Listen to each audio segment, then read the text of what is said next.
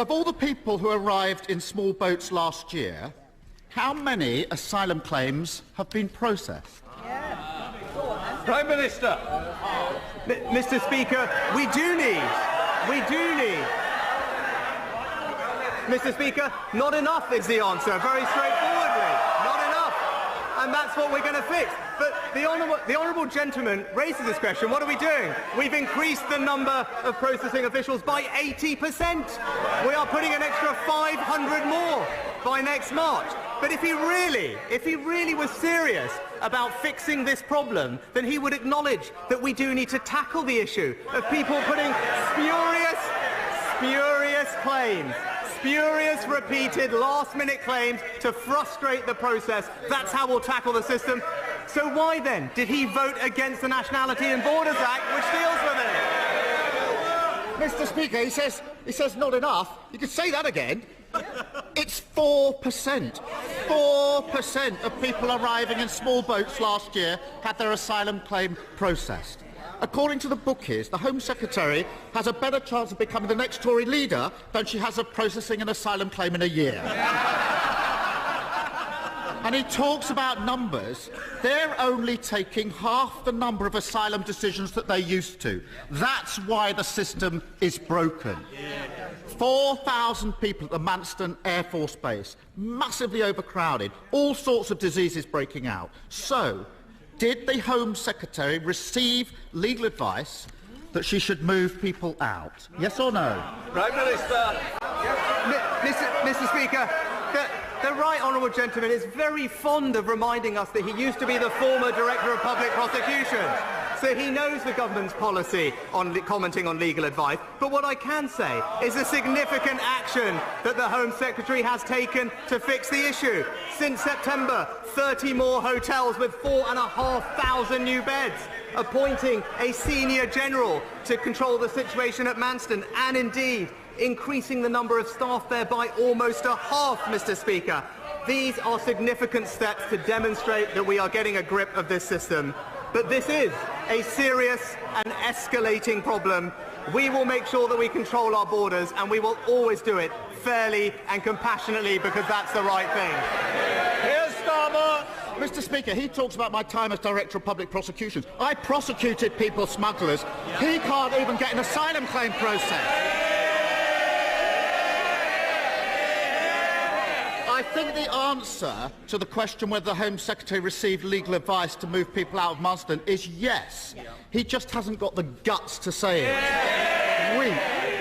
He did a grubby deal with her, putting her in charge of Britain's security just so he could dodge an election. She's broken the ministerial code, lost control of a refugee centre and put our security at risk. She did get one thing right. She finally admitted that the Tories have broken the asylum system. Criminal gangs running amok, thousands crossing the Channel in small boats every week, hardly any claims processed.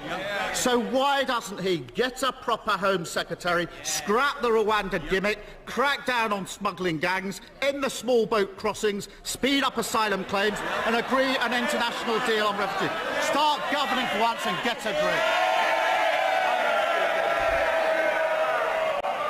Mr. Speaker,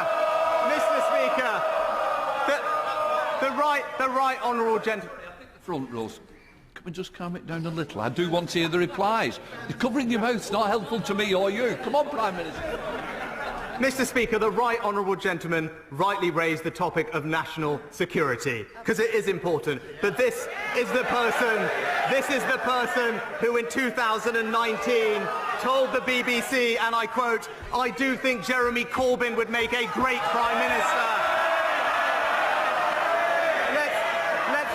Mr.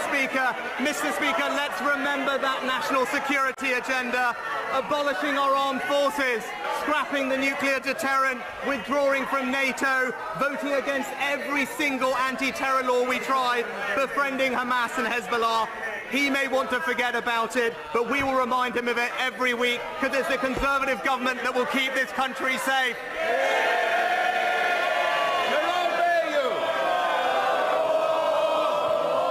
To my register of interest.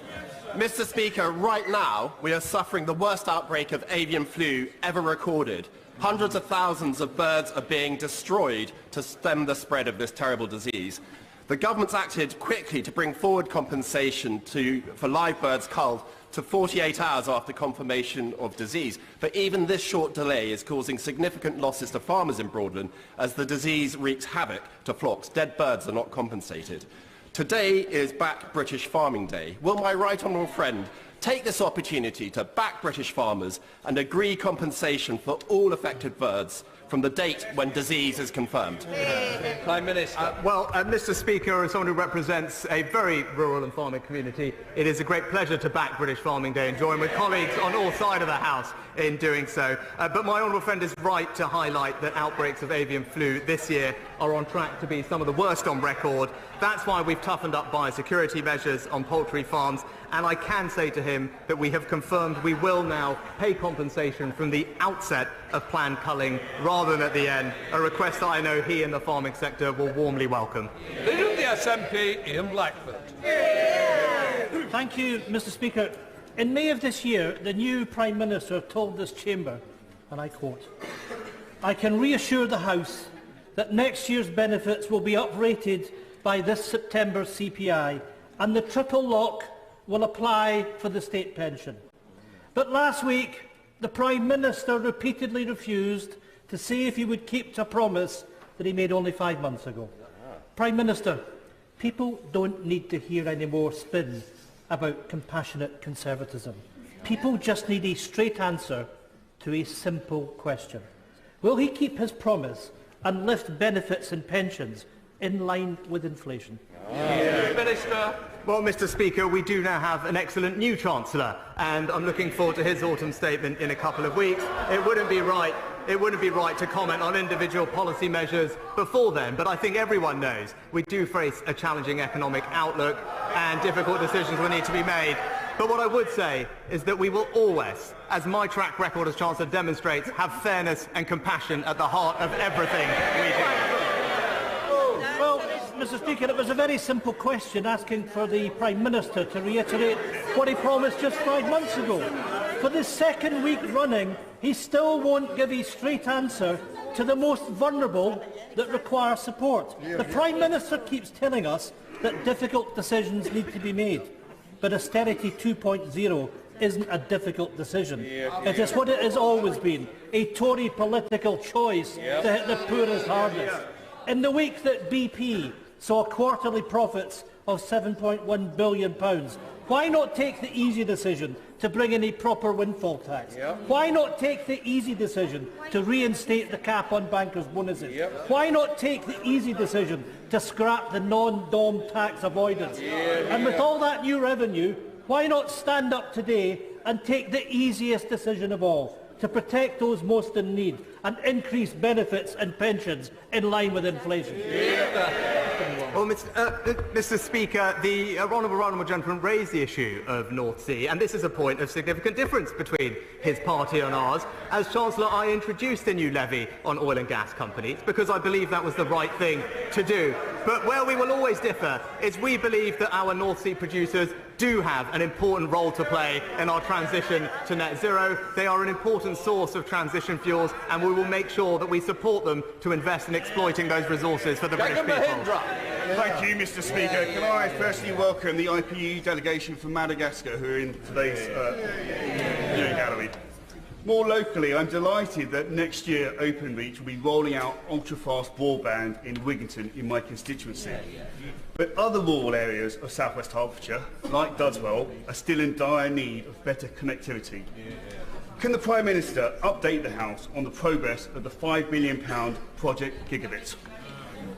Prime Minister. My honourable friend is absolutely right to recognise the role of broadband in providing levelling up opportunities across our economy. That's why we invested £5 billion in Project Gigabit, and now we have 71% of UK premises having access to this from just 5% when we came into office. I'm very pleased to tell my honourable friend that we will be launching a procurement to provide gigabit coverage for his area in the coming weeks. Ilhambe. Thank you, Mr. Speaker. The Prime Minister will know that it's Scotland's energy resources that feed corporate profits and keep His Majesty's Treasury pumped full of cash to the tune of £8 billion in the last 9 months alone. In return, candidates in the summer Tory leadership contest tried to outdo each other in their contempt and hostility to Scotland's democracy. So without falling back on the "you've had your vote" trope, can the Prime Minister tell me, is Scotland in a voluntary and respectful union of equals as claimed in 2014, or are we hostages in a territorial British colony? Minister. Mr. Speaker, what people across Scotland rightly want to see is both their governments working constructively together to improve their lives. That's what we will do on this side of the House. And part of that is actually supporting Scottish energy producers, which, he is right, have a vital role to play in enabling our transition to net zero and improving our energy security, and those Scottish companies will have our full support. Scott Benton. Thank you, Mr. Speaker. Nearly 40,000 illegal immigrants have crossed the Channel so far this year, landing taxpayers with a hotel bill of £5.6 million per day to accommodate them. Is it any wonder that millions of people in this country are furious with the situation? Prime Minister, during the summer you set out a comprehensive 10-point plan to tackle this issue. Everybody on this side of the chamber wants you to succeed in this aim. When can we expect the firm action the British people are demanding? Well, Mr. Speaker, I know this issue is rightly a priority for my honourable friend. It's a priority for his constituents, and I can reassure them that it is a priority for me and this government too. Whether it's the Nationalities and Borders Act or the further measures we are planning to take, we will defend our borders, stop the illegal crossings, and ensure that there is fairness and compassion in our system. That is the way to restore trust, and that is what his constituents and the British people deserve. Jimmy Still. Here. Mr. Speaker, I have a constituent who is a supermarket worker. She's paid full weekly because she receives one double salary payment. There's 1 month of the year where she receives no universal credit. Normally not an issue, Mr. Speaker. However, because universal credit is linked to the cost of living payment, my constituency now no longer qualifies for the £320 that could see her through the very worst of a cold Highland winter. What could the Prime Minister do to mend this gap in the cost of living support? Prime Minister. Mr. Speaker, what I can tell the honourable gentleman is we also provided discretionary funding, which was provided through Barnett to the Scottish Government, especially to deal with cases like the one that he raised. But we'd be very happy if he wants to write to us with the constituents' details to look into it. But discretionary funding was made available, especially for cases like that. Thank you, Mr. Speaker. I was visited at one of my surgeries in Broxtowe by my constituent, Aaron Horsey. In his arms was his 3-week-old newborn baby, Tim. Aaron's wife, Bernadette, tragically passed away whilst giving birth to Tim. Aaron came to see me regarding the disparity that exists over shared parental leave. The current eligibility requirements differ between that of the surviving birthing partner as compared to the surviving non-birthing partner. And this meant in Aaron's case he was not entitled to leave to raise his son. Would the Prime Minister ensure that both my constituent and I can meet with the relevant minister to make sure that we move towards a future where parents are not in this position? Prime Minister. Well, I know the whole House will join me in extending our condolences to Aaron following the tragic loss of his wife, and I thank my honourable friend for raising this issue. Employed parents can benefit from statutory support depending on personal circumstances. I'm very concerned to hear that that is not happening in this case, and I will of course ensure that he gets a meeting with a relevant minister as soon as possible to resolve this issue. Deirdre Brock. Mr. Speaker, will the PM join me in condemning opaquely funded so-called think tanks who exert so much influence on gullible politicians that their policies were able to almost crash the UK economy just weeks ago.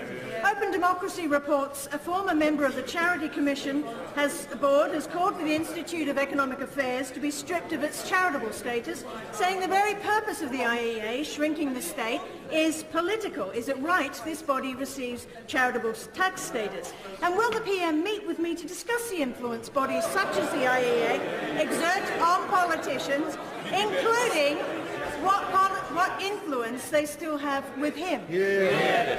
Well, Mr. Speaker, obviously charitable status is a matter for the Charities Commission, but more generally, I actually do believe in free speech and vibrant debate of ideas. That is a good thing, and we should do absolutely nothing to stamp it out, even when we disagree with it. Dr. Julian Lewis.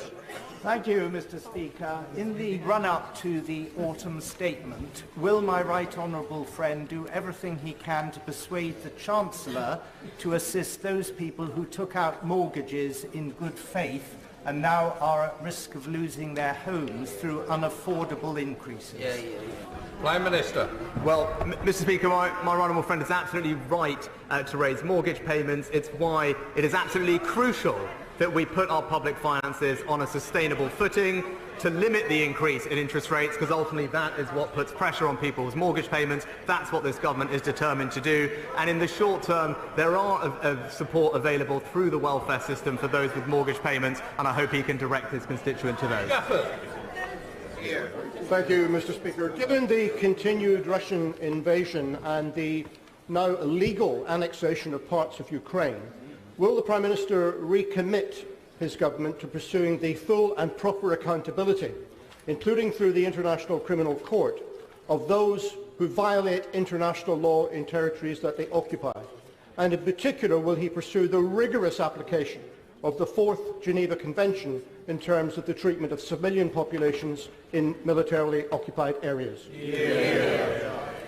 The honourable gentleman for his question, which is absolutely right. I can confirm we will continue with the policy that the previous government put in place, and I think it's something that we can be proud of, that we provided, I think, the earliest technical support to gather evidence to put cases together for future prosecutions at the ICC. We will continue to gather evidence, provide support to the Ukrainians, because he's absolutely right. What we are hearing is abhorrent, it's wrong, and those who are conducting these things must be held to account. Simon Hall.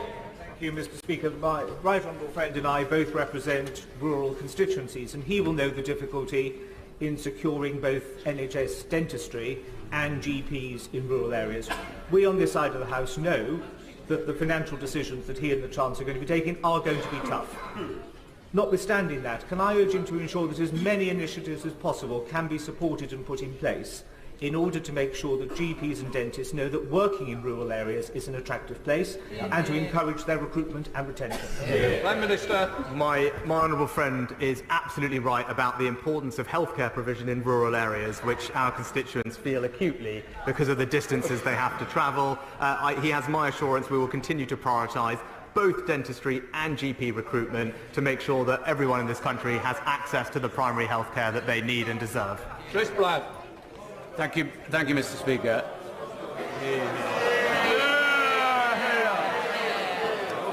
I'm not going to be bullied into silence by anybody in this House.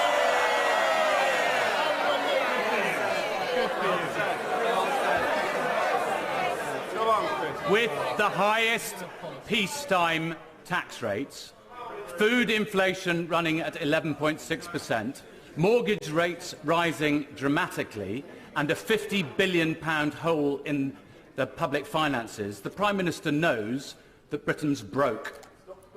What is it about the 12 years of Tory rule and 5 years of him as a minister that has made such a mess of Britain? Well, Mr. Speaker, when it comes to the economy, the honourable gentleman just failed to mention the single biggest cause of the challenges that we face right now, which is absolutely the aftermath of a global pandemic which has affected supply chains across the world, and an illegal war being conducted by Putin, which is leading to high energy prices. These are the root cause of the challenges we are facing. The challenges we are facing are global in nature. It is wrong to say that they are particular to this country now, and we will, of course, do what we always do on this side of the House, deliver a strong economy for the British people.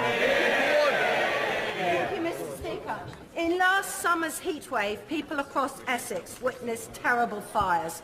And last month in Ethiopia, I witnessed the horrific climate change-driven drought that is forcing millions of people across the Horn of Africa to the brink of famine.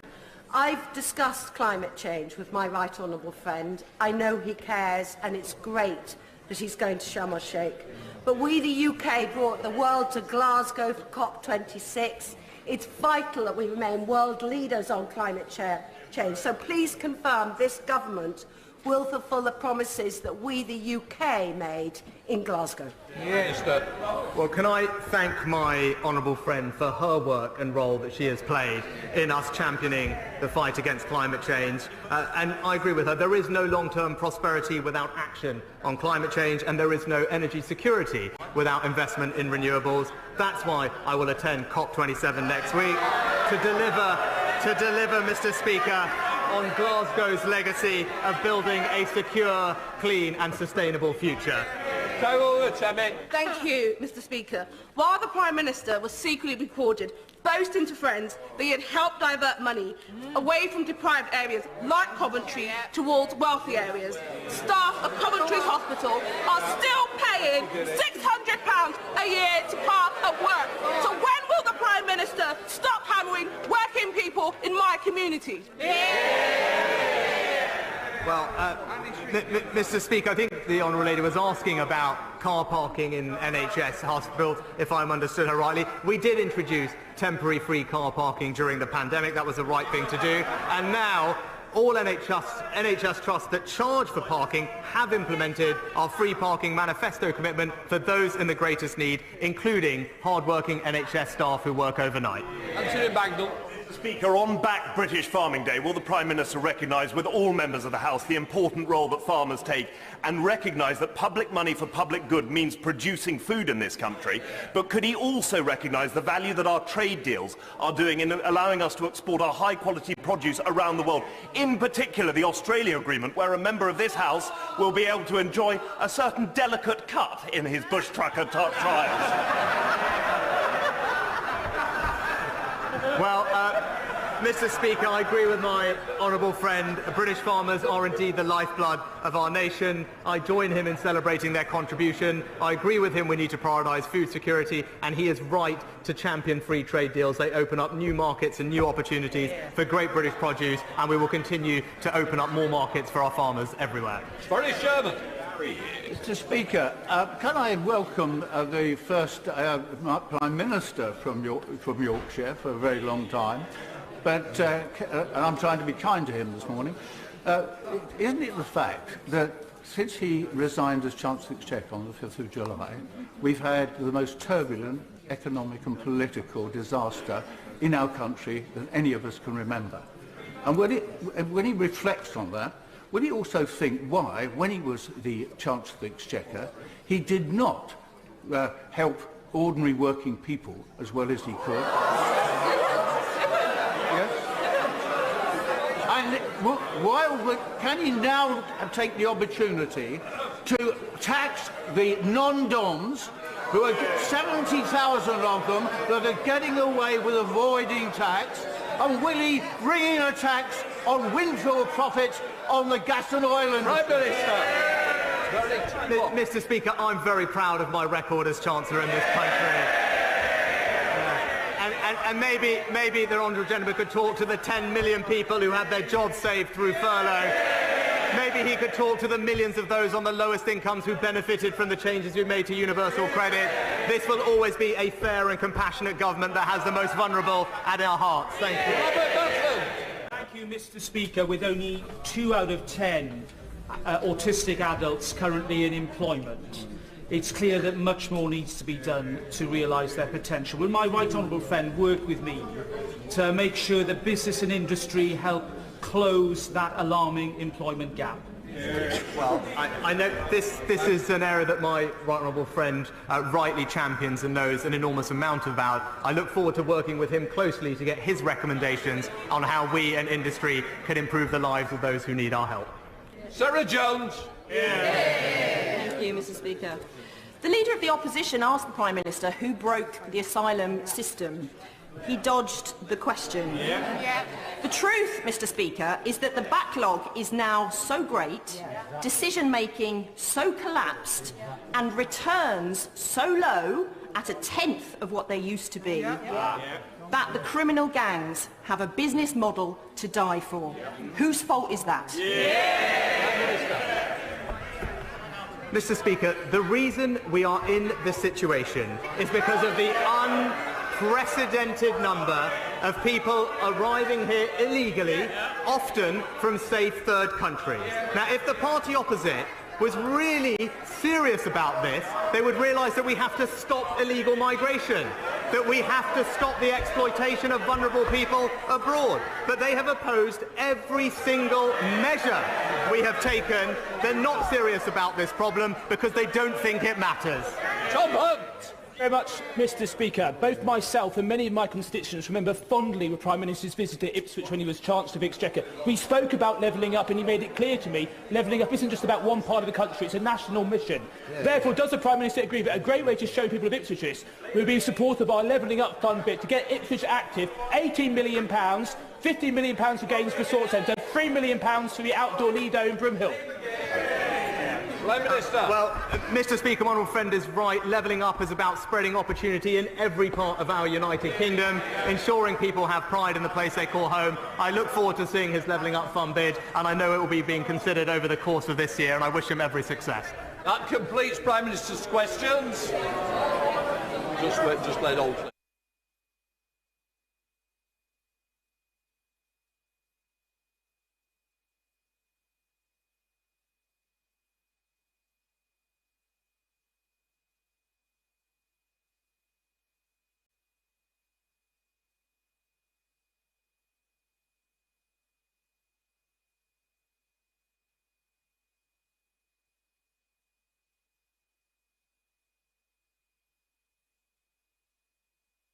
In Antarctic.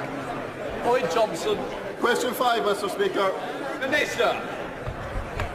Thank you, Mr. Speaker. Throughout the UK's presidency, my right honourable friend, the member for Reading West, has engaged with all parties, including cooperating closely with the upcoming Egyptian presidency on the issue of loss and damage. Addressing loss and damage will continue to be a priority for the UK presidency in the run-up to and, of course, at COP27. Lloyd Johnson. Speaker, the Egyptian presidency of COP27 has hailed Scotland as a leading in the world in taking steps in the right direction towards loss and damage. Scotland's First Minister has called it our moral responsibility to finally acknowledge damage done by developed nations through emissions and contribute towards loss and damage funding. What more can this government do to follow the lead of the Scottish Government in tackling this important issue? Minister. Mr. Speaker, loss and damage has been and continues to be a priority for the UK COP26 presidency. The Glasgow Climate Pact dealt explicitly with this issue, recognising the urgency of the challenge, and the Santiago Network will enable technical support for countries to understand climate impacts and to plan and carry out action to counter them. Don't come to topicals, don't come. Secretary. Mr. Speaker, if I may, I would like to take this opportunity to put on record my, and I know the whole House's, thanks to my right honourable friend, the member for Reading West, for his absolute and unwavering commitment as COP26 President on behalf of the United Kingdom. His team, led by Peter Hill, have worked tirelessly alongside him and deserve great praise. My right honourable friend has brought the world together, not only raising ambition across the board for net zero strategies nation by nation, but he has built trust and confidence that this can be achieved by driving the global change in the private sector's view of money. In turning investment green, he has been able to drive the commitments of governments and business to make decisions with net zero at their heart. If Paris set the mitigation goal, Glasgow, under his leadership, turned that into real commitments, and he has now challenged the world to put adaptation for resilience at the heart of all that we do, and the Egyptians will continue that work. Thank you, Mr. Speaker. I welcome her to her new role. As we all know, Shell are making windfall profits more than double last year, and despite this, not paying a penny of the UK's windfall tax because of a get-out clause which obscenely incentivises new oil and gas extraction in the UK. When we know drilling more fossil fuels is incompatible with the 1.5 degrees target to avert climate catastrophe, will the government now remove this loophole? Minister. Mr Speaker, clearly all matters of tax are for His Majesty's Treasury, but it's clear that all our formerly fossil fuel companies are indeed energy companies, and they are investing incredibly heavily across the piece in renewables as well. We will continue to work with them to